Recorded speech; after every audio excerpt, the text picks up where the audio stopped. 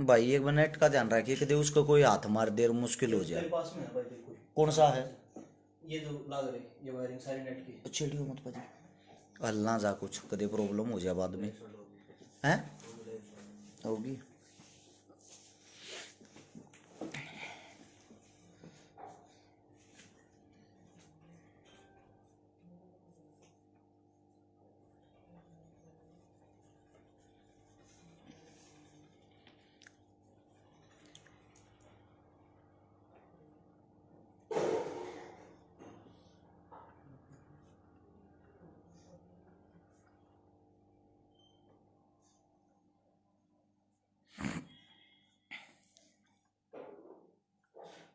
भाई मेरे सारे भाईचारे को सबसे पहले तो हाथ जोड़कर राम राम सत श्री अकाल। मेरे साथ में है मेरा भाई प्रगट सिंह। ये चीजें मैं आपको बाद में बताऊंगा, पहले आते हैं भाई काम की बात पे। सीधा सा सवाल, सीधी सी बात एक है, आप लोग सरकार किस लिए चुनते हो? भाई मैं हर एक साथी से पूछना चाहता हूं, आप लोग सरकार किस लिए चुनते हो? ये जो सरकारें बनाते हो, जो नेता लोग चुनते हो, वो किस लिए चुनते हो? किसी भाई के पास अगर कोई जवाब हो तो बताना। ये आप लोगों की सरकार, आप लोगों के नेता एक मौत होने पर आप लोगों का साथ नहीं देते, क्या करोगे भाई ऐसी सरकार का, ऐसे आदमियों का? वो कोई भी सरकार हो, चाहे हमें किसी सरकार से कोई लेना देना नहीं है भाई। अब मैं आप लोगों को जो बात बताने जा रहा हूं, आप लोग हैरान रह जाओगे सुन के। अगर आप लोगों के अंदर समझने की शक्ति होगी तो। मेरे जितने भी साथी हैं, जो भी साथी हैं, जो एक बार लाइव जुड़ रहे हैं, आप सभी साथियों से भाई एक रिक्वेस्ट, एक विनती है, आप सबके साथ की जरूरत है आज वीडियो को आगे से आगे पहुंचाने का काम करना।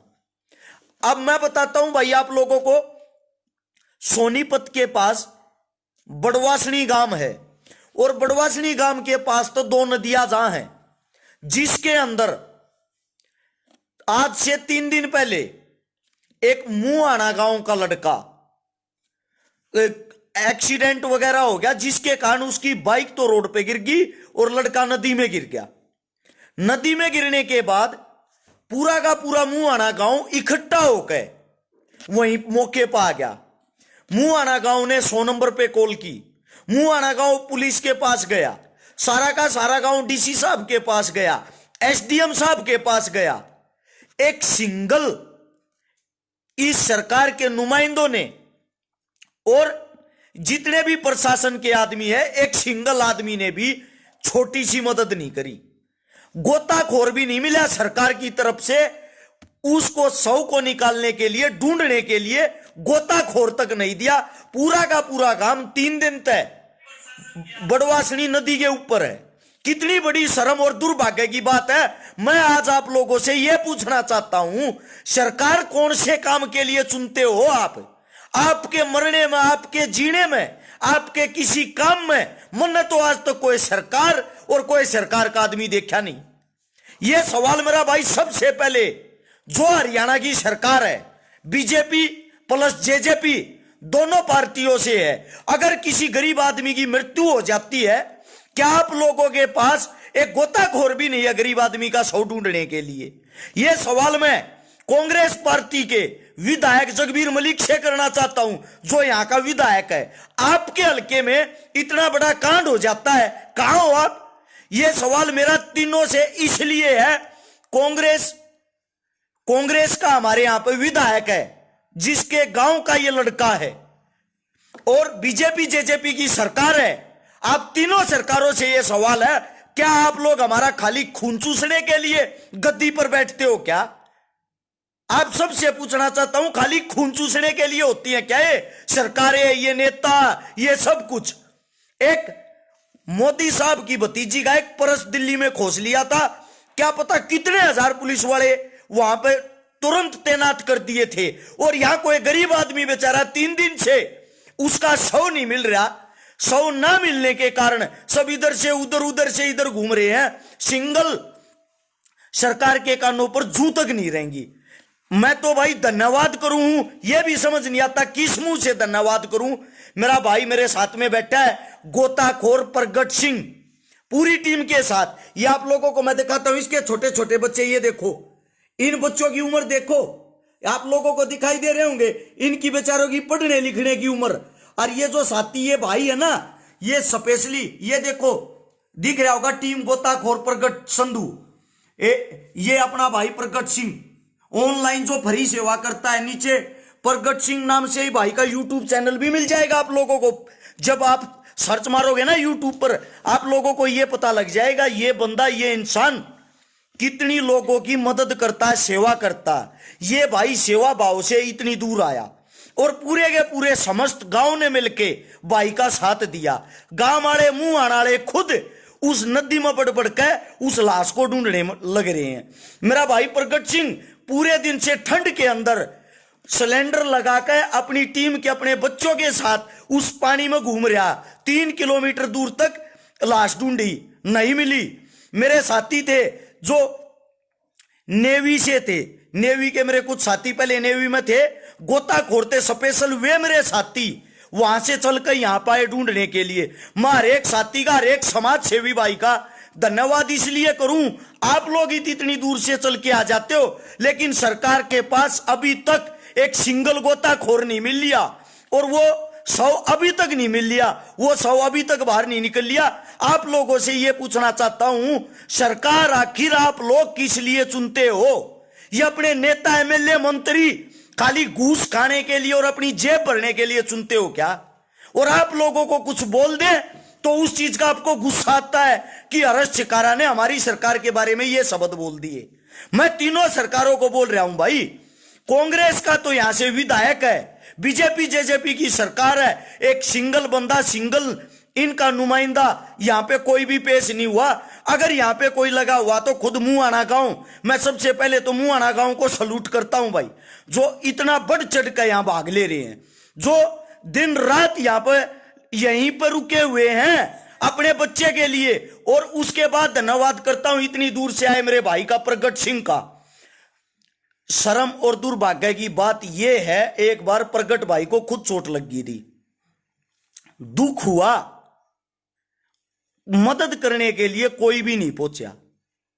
वही दुख जब होता है एक समाज सेवी साथी चलकर अपने पैरों पे इतनी दूर से मदद करने के लिए आता है और सरकार के कानों पर जूं तक नहीं रेंगती। सरकार का जवाब पता है क्या था? सरकार का जवाब ये था, गांव वालों ने ये बोला भाई नदी बंद करवा दो, कहीं हमारे बेटे का शव मिल जाएगा, हम अपना अंतिम संस्कार कर लेंगे। ये बोले इसे इसे रोज मरे हैं, किस किस्ती नदी रखवावांगे, इसे इसे रोज मरे हैं, केवरा कितने मरे हैं। ये है आप लोगों की सरकार। और शर्म आती है, आप लोग अंधभगत जो मने बैठे हो ना, हमारे को एक सेकंड में बोल देते हो करया क्या है।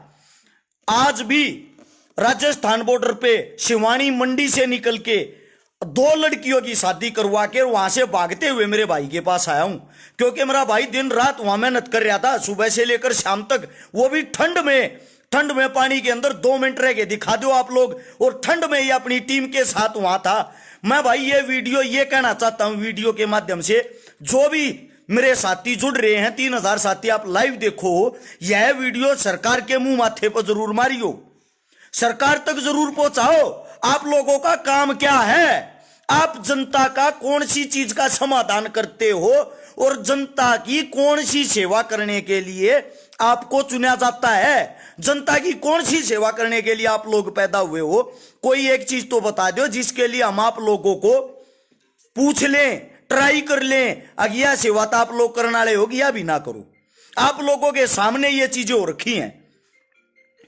दुख इस बात का आता है, ये नकली आइडिया वाले जो नीचे गालियां देते हैं ना, ये आईटी सेल के नुमाइंदे जो नकली यहां सूट सलवार पहन के बैठे हुए हैं औरतों के लिबास में, और सुबह से शाम तक गालियां देने का काम करता। अगर आपके घर आपके परिवार में कदे कुछ हो गया दे क्यों कान लाग रहे हो संजय न्यू का, एक दिन सब न मरना आ रहा मेरे भाई, तेरे घर में जवान मौत हो रही होती ना जब पूछता है ये बात, समझा? जिसके दिल पर लागा वो ये जाना है, जिनका जा रहा ना उससे पूछ के देखो।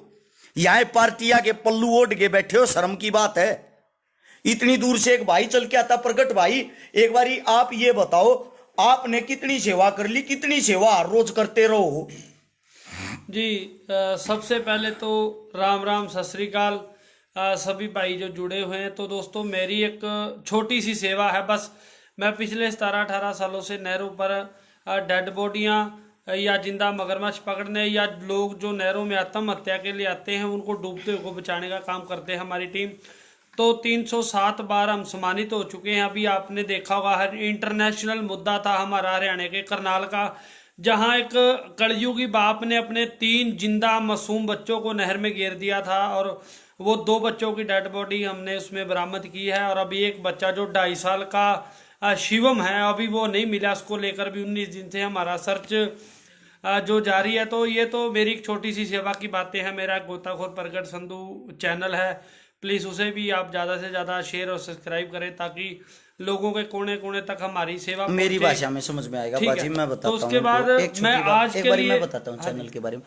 प्रगट सिंह गोताखोर नाम से भाई का यूट्यूब चैनल है। एक बारी उसको खोल के पहले ये देखो सेवा कैसे होती है। 307 बार अगर सरकार ने सम्मानित कर रखा है तो वैसे तो किया नहीं होगा। आज तक कितनी डेड बॉडियां निकाल ली बाजी? 11,861 11,861 तो डेड बॉडियां निकाल ली। और कितने जिंदा आदमियों को बचा लिया? 1684 जिंदा आदमियों को बचा चुके हैं। यानी कि डूबते हुए को 1684 को तो बचा चुके हैं। 12 मगरमच्छ, 10 कुरुक्षेत्र और 2 अभी रोहतक फाड़ के गए सासी चीज। 12 मगरमच्छ पकड़ चुके हैं जो आदमियों को पशुओं को कोई भी चोट पहुंचा सकते थे। सबसे बड़ा मगरमच्छ कितना वो पकड़ा था भाजी? 7 फुट का था भाई। 7 फुट का। एक बार फोटो दिखाना खड़ा होके। ये देखो, लोग ये सोचते हैं खाली बातें बनाते। एक बार थोड़ा पीछे आ जाओ, टी शर्ट को टाइट कर लो। ये देखो, ये प्रगट सिंह है जो कंधे पर मगरमच्छ उठा रहा है। दिखाई दे रहा है इस मगरमच्छ का वजन। और ये भाई का यूट्यूब चैनल और फोन नंबर नीचे आप लोगों को दिख भी रहा होगा। सेवा खाली बोलने से नहीं होती, सेवा करने से होती है। एक बार पाजी और क्या कहना चाहो आप बताओ इनको जल्दी। बस यही है कि लोगों का प्यार विश्वास हमारे साथ बना हुआ है। हम बिल्कुल फ्री सेवा करते हैं और जब तक जिंदगी है ये करते रहेंगे। ज़्यादा से ज़्यादा लोग हमारे साथ जुड़ते हैं और बिल्कुल फ्री सेवा करते हैं। 3-3 महीने की जो गली डेड बॉडी जिनको परिवार भी हाथ लगाना अच्छा नहीं समझता, हम उन बॉडियों को निकाल कर परिवार को सौंपते हैं। तो आज के लिए वैसे तो मैं हर्ष भाई का बहुत बहुत तहे दिल से धन्यवाद करता हूं। कल इन्होंने ही फ़ोन किया था मेरे पास भी, मेरे हलके में मेरे ज़िले में ये हादसा हो गया है। तो मेरे पास आज बिल्कुल भी टाइम नहीं था। हमने कैथल जाना था जहां एक युवक के डूबने का मैसेज था हमारे पास, लेकिन हर्ष भाई के बहुत एहसान है हमारे पास। तो हमने, हमारा ये माता पिता ने बोलिया भी और कहीं जाए ना जाए, लेकिन हर्ष भाई ने उसी मना नहीं कर सकते। मैं घर बैठा चैनल हर्ष भाई का देखता, बड़े लोग गाला कटते ने, माड़ा चंगा कहते ने।